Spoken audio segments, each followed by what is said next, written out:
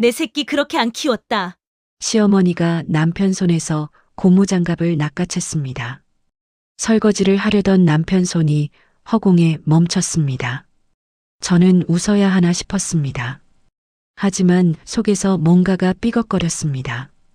친정에선 저도 금쪽같이 자랐습니다. 제 말에 시어머니는 아무 대답도 하지 않았습니다. 그 침묵이 더 길게 느껴졌습니다.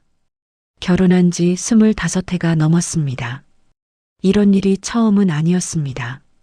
하지만 이번엔 뭔가 달랐습니다. 그날 이후 시어머니는 더 자주 오셨습니다. 제 집인데 제가 눈치를 봤습니다. 남편이 뭘 하려 해도 시어머니가 막았습니다. 앉아 있어라. 며느리가 하면 되지. 저는 점점 제 자리를 잃어갔습니다. 어느 날 통장 내역을 확인했습니다. 자동이체가 반복되고 있었습니다. 남편 몰래 나가는 돈이었습니다. 가족이잖아. 남편의 변명이었습니다. 그리고 며칠 뒤 시어머니가 봉투를 들고 오셨습니다. 안에는 대출 서류가 들어 있었습니다. 주소는 우리 집이었습니다. 연락처는 남편 번호였습니다. 그 순간 저는 깨달았습니다. 더 이상 참을 수 없다는 거요. 시어머니를 집에 모셔 저녁을 대접하던 날이었습니다. 특별한 날도 아니었고 괜히 마음이 쓰여서였습니다. 남편은 밥을 먹고 나자 자연스럽게 자리에서 일어났습니다. 싱크대로 가더니 고무장갑을 집어들었습니다. 그 순간 시어머니가 장갑을 낚아채며 말했습니다. 내 새끼 그렇게 안 키웠다. 남편 손이 허공에서 멈췄습니다. 저는 웃어야 하나 싶어 입꼬리를 올렸지만 속에서는 뭔가가 삐걱거렸습니다. 어머님, 친정에선 저도 금쪽같이 자랐습니다. 제 말에 시어머니는 아무 대답도 하지 않았습니다. 그 침묵이 더 길게 느껴졌습니다. 남편도 말이 없었습니다. 그냥 서 있었죠. 저는 그 순간 알았습니다. 이 집에서 제 말은 들리지 않는다는 걸요. 시어머니는 거실로 돌아가셨고 저는 싱크대 앞에 홀로 남았습니다. 설거지를 하는 내내 손이 떨렸습니다. 분노가 아니라 서러움 같은 게 올라왔습니다. 그날 밤 남편에게 물었습니다. 왜 아무 말도 안 했어요? 남편은 한참을 가만히 있다가 말했습니다. 그냥 그러시는 거야. 나쁜 뜻으로 한 말은 아니잖아. 나쁜 뜻이 아니면 괜찮은 겁니까? 그 말이 목까지 올라왔지만 삼켰습니다. 남편은 피곤한 얼굴로 먼저 방으로 들어갔습니다. 저는 거실에 혼자 앉아 멍하니 천장을 보았습니다. 결혼한 지 25해가 넘었습니다. 이런 일이 처음은 아니었습니다. 하지만 이번엔 뭔가 달랐습니다.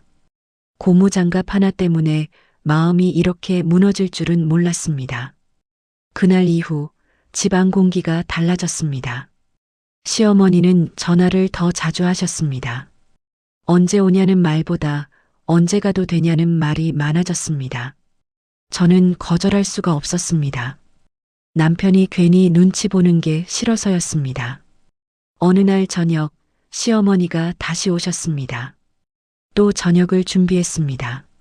남편이 다시 설거지를 하려고 일어섰습니다.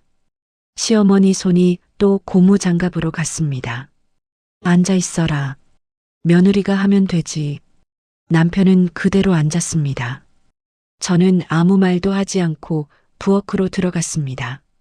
그때 깨달았습니다. 이건 고무장갑의 문제가 아니라는 걸요.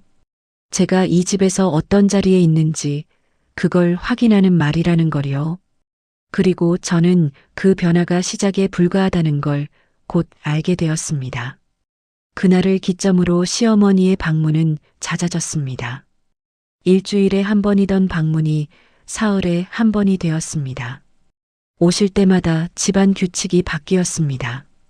남편이 휴지를 들면 앉아 있어라라는 말이 먼저 나왔고 저는 자연스럽게 부엌으로 밀려났습니다.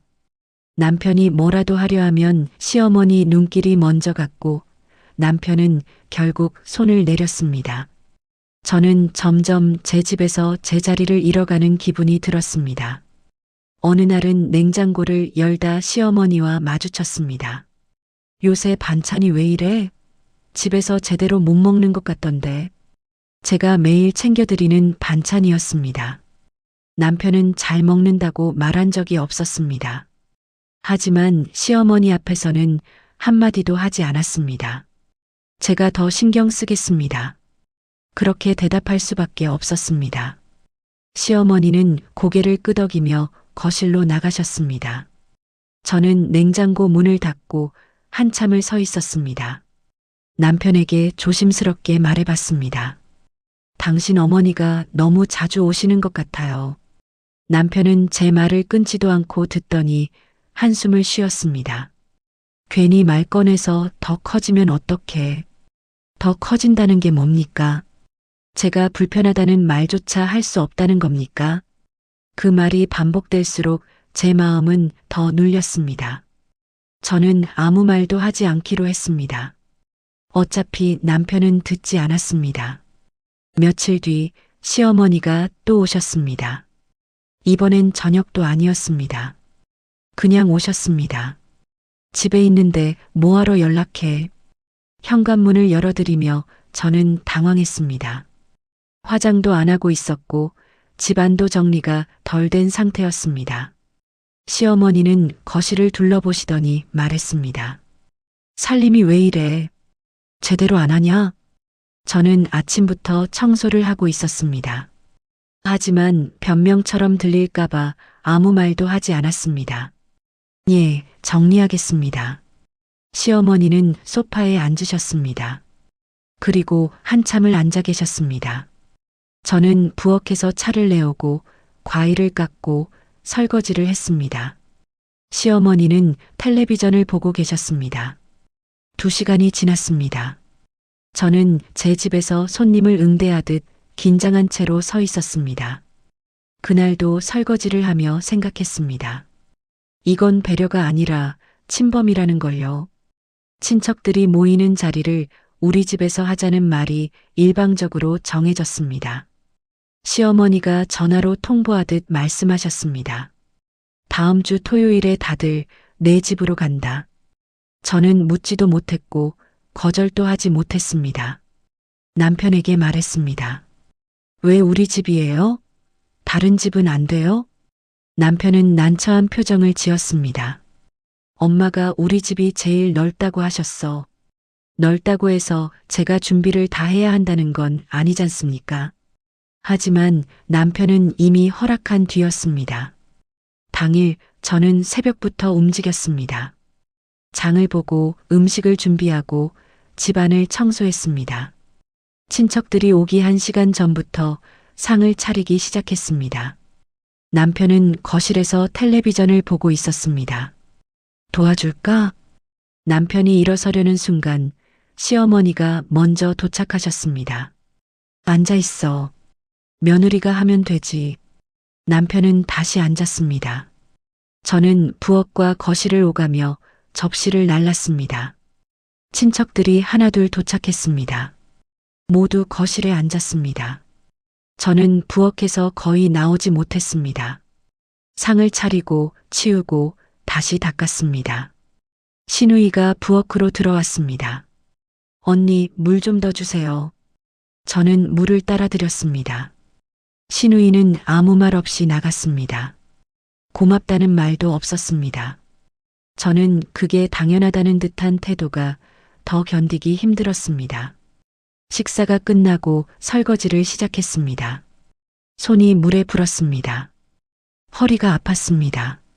남편이 조용히 다가와 고무장갑을 집으려는 순간 시어머니 목소리가 다시 날아왔습니다. 내 새끼 손에 물 묻히지 마. 그 말에 저는 웃지 못했습니다. 손이 떨렸습니다. 접시를 놓칠 뻔했습니다. 남편은 또 손을 내렸습니다. 그리고 거실로 돌아갔습니다. 저는 그 자리에 혼자 서 있었습니다. 친척들 웃음소리가 거실에서 들려왔습니다. 저는 그 소리를 들으며 설거지를 계속했습니다. 그때 깨달았습니다. 이 집에서 문제는 설거지가 아니라 제가 얼마나 당연하게 밀려나고 있는가였습니다. 제 존재가 보이지 않는다는 것이었습니다. 친척들이 모두 돌아간 뒤 저는 소파에 주저앉았습니다. 남편이 다가왔습니다. 고생했어. 그 말이 위로가 되지 않았습니다. 오히려 화가 났습니다. 고생한 게 아니라 무시당한 겁니다. 다음엔 당신이 하세요. 제가 그렇게 말하자 남편은 당황한 표정을 지었습니다. 왜 그래? 오늘 무슨 일 있어? 무슨 일이 있냐고요? 당신은 거실에서 앉아만 있었잖습니까? 저는 대답하지 않았습니다. 그날 밤 저는 더 이상 웃음으로 넘길 수 없다고 느꼈습니다. 그날 밤 잠이 오지 않아 거실에 앉아 있던 중 남편 휴대전화 화면이 우연히 눈에 들어왔습니다. 자동이체 알림이었습니다. 한두 번이 아니었습니다. 화면이 계속 켜졌다 꺼졌다 했습니다. 저는 남편을 깨웠습니다. 이게 뭐예요? 남편은 한참을 머뭇거리다 말하더군요. 어머님 부탁으로 대신 보내준 돈이라고요. 얼마나 보냈는데요? 남편은 정확한 금액을 말하지 않았습니다. 그냥 조금씩, 조금씩이라는 말이 제일 위험하다는 걸 저는 알았습니다. 통장 좀 보여주세요. 남편은 난처한 얼굴로 휴대전화를 건넸습니다. 저는 은행 앱을 열었습니다. 내역이 줄줄이 나왔습니다. 한 달에 서너 번씩 나가고 있었습니다. 적게는 30만 원, 많게는 50만 원이었습니다. 생활이 넉넉하지도 않은데 왜 우리 통장에서 빠져나가야 하냐고 묻자 남편은 고개를 숙였습니다.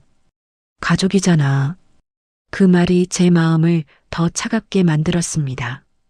가족이라는 말로 왜 항상 제가 양보해야 하는지 이해할 수 없었습니다. 당신 형제들도 있잖아요. 왜 우리만 내요? 남편은 대답하지 못했습니다. 저는 더 물었습니다. 어머님이 돈이 필요하시면 형제들끼리 나눠서 드리면 되잖아요. 남편이 작은 목소리로 말했습니다. 엄마가 나한테만 부탁하셨어. 왜 당신한테만 부탁했을까요? 저는 그 이유를 알 것 같았습니다. 다른 형제들은 거절했기 때문입니다. 그리고 우리 남편은 거절하지 못하는 사람이기 때문입니다. 저는 휴대전화를 돌려주며 말했습니다. 이제 그만하세요. 남편은 아무 말도 하지 않았습니다. 다음 날 저는 우리 집 통장을 확인했습니다. 공과금, 식비, 대출 상환금. 남는 돈이 거의 없었습니다. 그런데도 시어머니께 돈이 나가고 있었습니다. 저는 언제부터였나 싶어 지난 내역을 더 살폈습니다. 반년 전부터였습니다. 제가 몰랐던 게 아니라 남편이 숨긴 겁니다. 저는 화가 났습니다. 남편에게 따졌습니다. 왜 말 안 했어요? 남편은 변명했습니다. 말하면 싸울 것 같아서. 싸우는 게 문제가 아니잖습니까? 제 동의도 없이 돈을 보낸 게 문제죠. 저는 더 이상 참지 않기로 했습니다. 그날부터 저는 통장 내역을 하나하나 확인하기 시작했습니다. 통장 내역을 정리하다 보니 흐름이 보이기 시작했습니다. 날짜와 금액이 반복되고 있었습니다.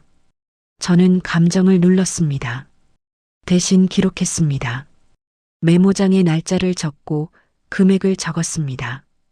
누가 시킨 것도 아니었습니다. 그냥 해야 할 것 같았습니다. 남편은 제가 뭘 하는지 몰랐습니다. 저는 일부러 말하지 않았습니다. 며칠 뒤 우연히 시작한 단기 아르바이트 자리가 생겼습니다. 동네 상가에 있는 작은 사무실이었습니다. 서류 정리하고 전화 받는 일이었습니다. 그곳에서 노무사 사무실 실무자를 알게 됐습니다. 점심시간에 같이 분식집에 앉았습니다. 무심코 제 이야기를 꺼냈습니다. 시댁 이야기, 통장 이야기. 그는 젓가락을 놓고 제 얼굴을 봤습니다. 언니, 그거 위험해요. 위험하다는 말에 제 손이 멈췄습니다. 가족 간이라도 기록이 없으면 나중에 언니만 손해봐요. 그 말이 머릿속에 남았습니다. 기록이 없으면 증명할 수 없다는 것.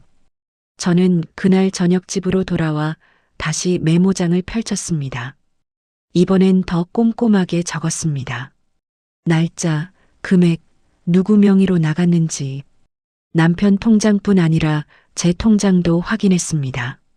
생활비가 어디로 얼마나 쓰이는지 다 적었습니다. 남편이 물었습니다. 뭐해? 가계부 정리해요. 남편은 더 이상 묻지 않았습니다. 저는 그때부터 조금씩 변하고 있었습니다. 분노가 사라진 건 아니었습니다. 다만 분노를 쏟아내는 대신 차분하게 정리하기 시작했습니다. 감정으로 맞서면 제가 질 것 같았습니다. 하지만 기록으로 맞서면 달라질 것 같았습니다. 며칠이 지나고 또 자동이체 알림이 왔습니다. 남편은 제 눈치를 봤습니다. 저는 아무 말도 하지 않았습니다. 그냥 메모장에 날짜와 금액을 적었습니다. 남편이 미안하다고 말했습니다. 이번만이라는 말을 저는 믿지 않았습니다. 이미 여러 번 들은 말이었으니까요. 하지만 저는 싸우지 않았습니다. 싸워봤자 달라지는 건 없었습니다. 대신 저는 준비하고 있었습니다. 아직 어떻게 해야 할지 정확히 알지는 못했습니다. 하지만 이대로 당하고만 있지 않겠다는 마음만은 확실했습니다. 어느 날 밤 남편이 잠든 뒤 저는 거실에 앉아 메모장을 다시 펼쳤습니다. 반년치 기록이 쌓여 있었습니다. 생각보다 많은 돈이 나갔습니다. 저는 그 숫자를 보며 깨달았습니다. 이건 단순히 효도의 문제가 아니라는 걸요. 우리 생활이 무너지고 있다는 걸요. 아직 말하지 않았지만 이미 마음속에서는 방향이 정해지고 있었습니다. 그리고 저는 곧 움직일 준비를 하고 있었습니다. 며칠 뒤 시어머니가 봉투 하나를 들고 오셨습니다. 이거 좀 봐줘. 무심한 말투였습니다. 저는 봉투를 받아 열었습니다. 안에는 대출 관련 서류가 섞여 있었습니다. 주소는 우리 집이었고 연락처는 남편 번호였습니다. 저는 서류를 천천히 읽었습니다. 대출 신청서였습니다. 이미 접수된 상태였습니다. 이게 뭐예요? 제가 물었지만 시어머니는 태연했습니다. 은행에서 서류 좀 정리하래서. 집이 있으니까 여기로 온 거다. 집이 있으니까 여기로 온 거라고요. 우리 집 주소를 쓴 것도 남편 연락처를 쓴 것도 당연하다는 투였습니다. 그런데 왜 미리 말씀 안 하셨어요? 제 목소리가 조금 떨렸습니다. 시어머니는 제 얼굴을 보며 말했습니다. 말해야 돼? 가족인데. 또 가족이라는 말이었습니다. 저는 더 이상 참을 수 없었습니다. 가족이라도 이런 건 미리 말씀하셔야죠. 시어머니 표정이 굳었습니다. 뭐, 지금 나한테 뭐라는 거야? 저는 말을 멈췄습니다. 더 말하면 싸움이 될 것 같았습니다. 시어머니는 봉투를 도로 가져가며 말했습니다. 그래, 알았어. 내가 알아서 할게. 그리고 나가셨습니다. 저는 그 자리에 서서 한참을 멍하니 있었습니다. 남편이 퇴근하고 돌아왔습니다. 저는 남편에게 물었습니다. 어머니가 대출 서류 가져온 거 알았어요? 남편은 고개를 저었습니다. 몰랐어. 몰랐다는 말이 믿기지 않았습니다. 우리 집 주소로 대출 신청했대요. 당신 연락처도 적혀 있었어요. 남편 얼굴이 굳었습니다. 그게 무슨... 남편도 놀란 것 같았습니다. 하지만 저는 확신했습니다. 이건 우연이 아니라는 걸요. 시어머니는 우리 집을 이용하고 있었습니다. 주소지로, 연락처로, 보증으로. 저는 그날 밤 잠을 이룰 수 없었습니다. 머릿속이 복잡했습니다. 이대로 두면 어떻게 될까? 대출이 우리 명의로 엮이면 어떻게 될까? 다음 날 아침 저는 결심했습니다. 법무사 상담을 예약했습니다. 아무도 모르게 조용히요. 남편에게도 말하지 않았습니다. 말하면 또 말릴 것 같았습니다. 법무사 사무실은 집에서 멀지 않은 곳에 있었습니다. 예약 시간에 맞춰 찾아갔습니다. 법무사는 서류를 보더니 고개를 저었습니다. 지금 정리 안 하시면 나중에 더 복잡해집니다. 그 말이 제 예상을 확인시켜 주었습니다. 어떻게 해야 하나요? 법무사는 차분히 설명해 주었습니다.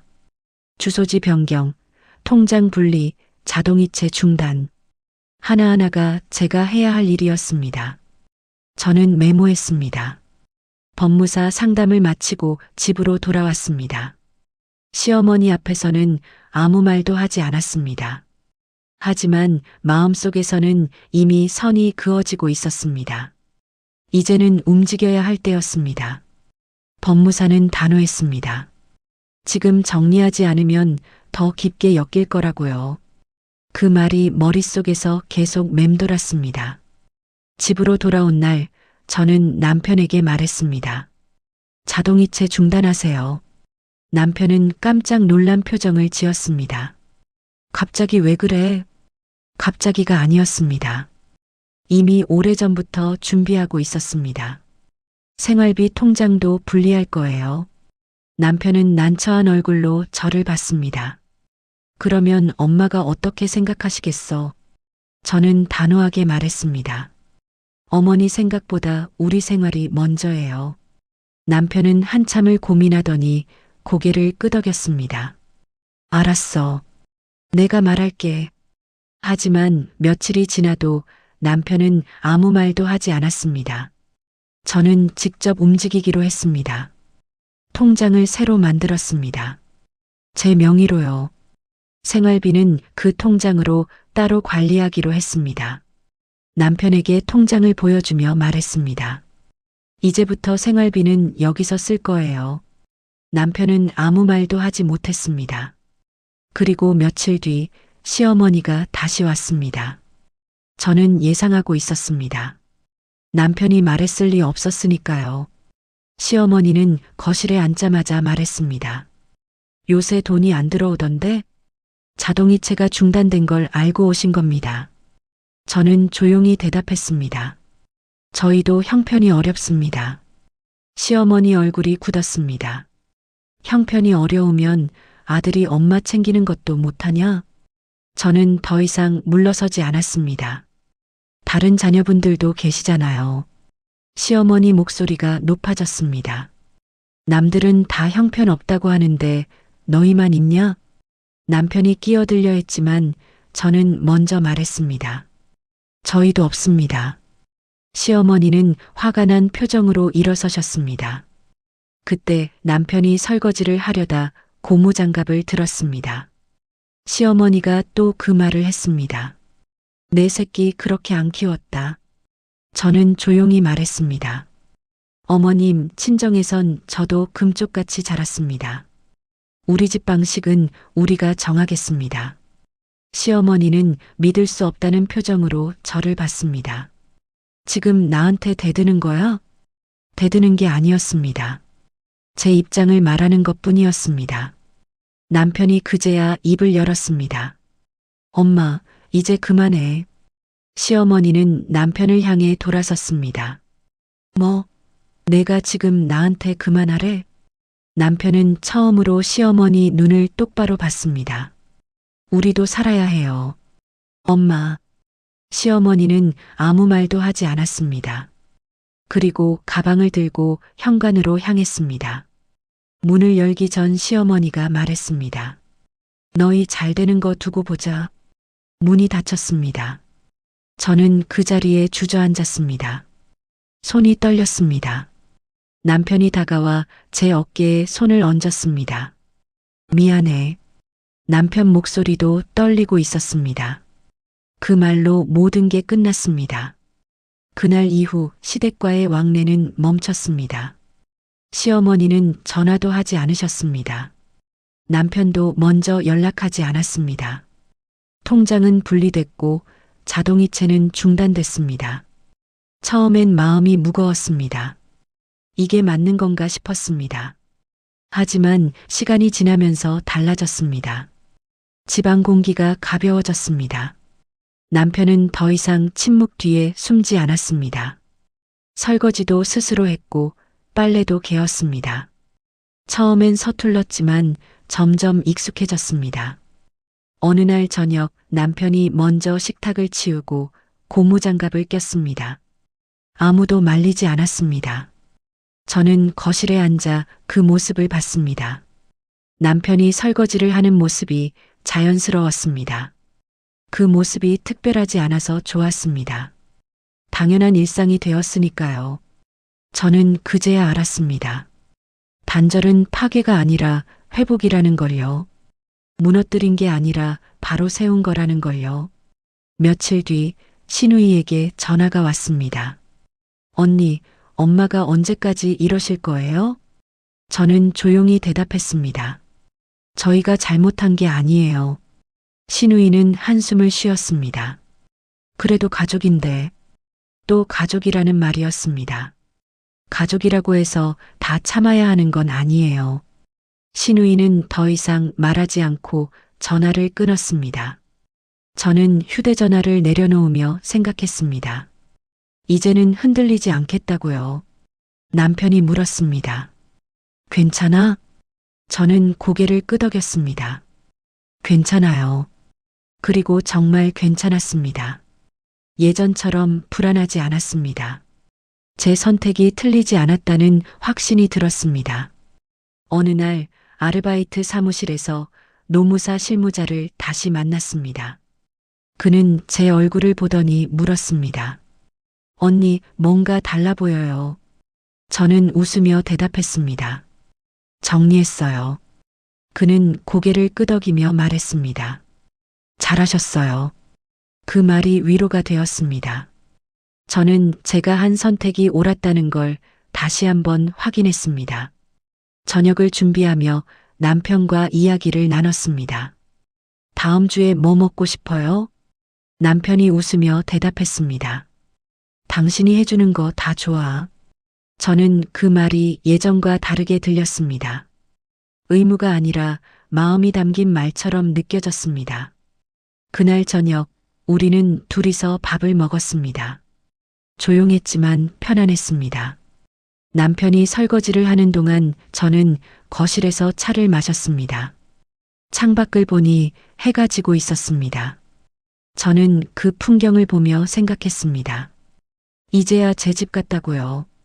우리 집은 다시 숨 쉴 수 있는 공간이 되었습니다.